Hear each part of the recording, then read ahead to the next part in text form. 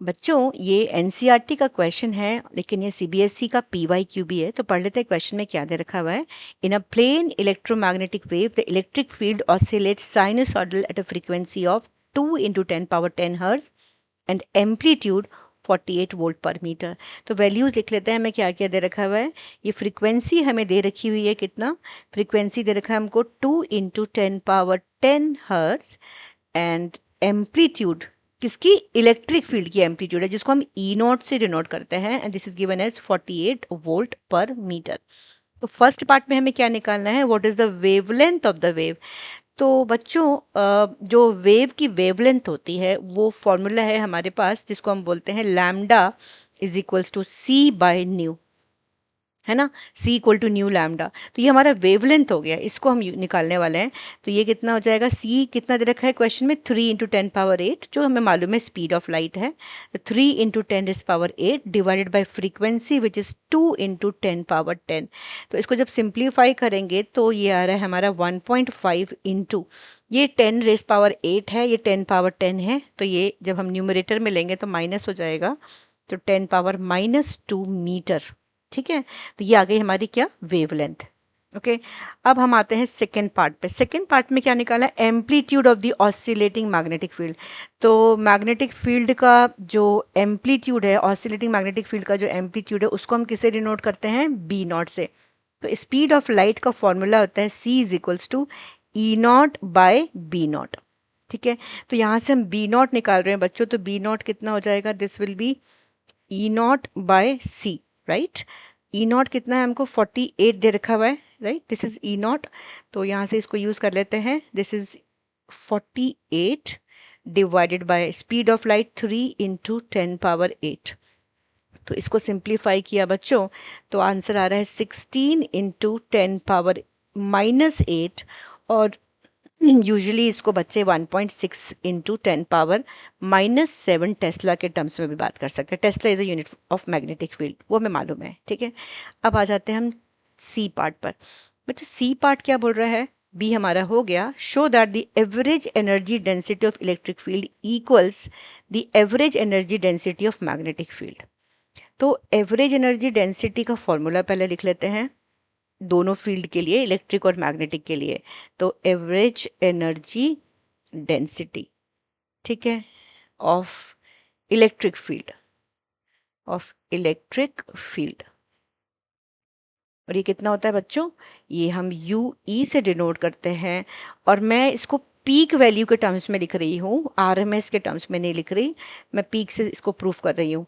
तो 1/4 epsilon naught E naught square, जहाँ पर एप्सिलॉन नॉट क्या होता है, परमिटिविटी ऑफ फ्री स्पेस, और ई नॉट हमें मालूम है क्या है, ये amplitude of electric field, right. अब हम लिख लेते हैं average energy density, energy density of magnetic field. Magnetic field के लिए एनर्जी डेंसिटी की अगर हम बात करते हैं तो वो कैसे लिखेंगे हम, वो फॉर्मूला होता है बेटा हमारे पास U B is equals to, right, और वो 1/4 यहाँ से आया हमारे पास बी नॉट, बी नॉट का स्क्वायर और डिवाइडेड बाय म्यू नॉट। यहाँ पर म्यू नॉट क्या है, म्यू नॉट है परमिएबिलिटी ऑफ फ्री स्पेस, ये मालूम है हमको। ठीक है, तो हमको प्रूव क्या करना है एग्जैक्टली, हमें प्रूव करना है कि ये जो दोनों वैल्यूज है यू ई और यू बी, ठीक है, ये निकालना है हमको, u E is equals to u B, ये हमको प्रूव करना है, राइट, यही बोल रहा है। तो इसको प्रूव कर लेते हैं, चलो। अब इसको प्रूव करने के लिए हम कुछ रिलेशंस को यूज़ करते हैं और रीअरेंज करते हैं उसको। हमने यहाँ पर ये फॉर्मूला यूज़ किया, तो मैं यहाँ से बोल सकती हूँ कि हमारे पास जो रिलेशन है स्पीड ऑफ लाइट के लिए, जो E naught equal to C B naught, ये लिख सकती हूँ मैं, राइट। और हमें मालूम है कि स्पीड ऑफ लाइट जो है वो परमिटिविटी और परमिएबिलिटी से रिलेट करता है, which is 1 divided by square root of mu naught epsilon naught, मालूम है हमको। ठीक है, तो म्यू नॉट एप्सिलॉन नॉट ये रिलेशन देता है स्पीड ऑफ लाइट का। तो यहाँ से अगर मैं निकाल रही हूँ तो बच्चों सी स्क्वायर कितना हो गया, C square is 1 divided by mu naught epsilon naught, हो गया। अब इसको ना किसी भी एक इक्वेशन में हम यूज़ कर सकते हैं, तो मैं इस इक्वेशन में यूज़ करने जा रही हूँ जो ये हमारी यूई की वैल्यू है, राइट। तो मैं यहाँ यूज़ कर लेती हूँ, तो मैं लिख सकती हूँ therefore u E is equals to 1/4, right, epsilon naught E naught square. अब यहाँ पर ई नॉट की वैल्यू मैं यहाँ से ये लिख कर लेके जा रही हूँ, तो ये मैं लिख सकती हूँ 1/4 epsilon naught E naught is c B naught whole square. इसका मतलब है 1/4 एप्सिलॉन नॉट, और इसको हम क्या लिख सकते हैं बच्चों, इसको लिख सकते हैं C square B naught square, square कर दिया इसको, राइट। अब ये C square B naught square, C square हमारे पास क्या है, यहाँ से आप देखोगे this is C square, right. तो इसको ले आते हैं और ये हमारे पास कितना हो जाएगा, यहाँ से अगर हम इसकी वैल्यू को सब्स्टिट्यूट करते हैं तो हमारी वैल्यू आती है 1/4 epsilon naught into 1/μ0 epsilon naught into B naught square. ये बी नॉट स्क्वायर को लिखना मत भूलना, ठीक है।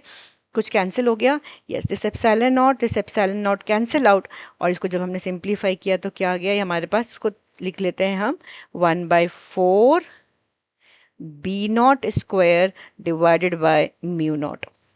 तो ये B naught square divided by mu naught into 1/4 क्या है बच्चों, ये तो हमारे पास यू भी है ना, यस। सो यहाँ से हम लिख लेते हैं this can be, this is equals to, we can write UB, which is the average energy density of magnetic field, right? So we can say that these two energy densities are equal, right? So we can write it like this, UE is equals to UB. ये हमारे पास हमारा third part जो हमको find out करना था, proof करना था, वो भी हो गया। I hope the concept is clear to everyone, और ऐसे ही इंटरेस्टिंग फिजिक्स कॉन्सेप्ट के लिए फिजिक्स वेव को लाइक करें और चैनल को सब्सक्राइब करें।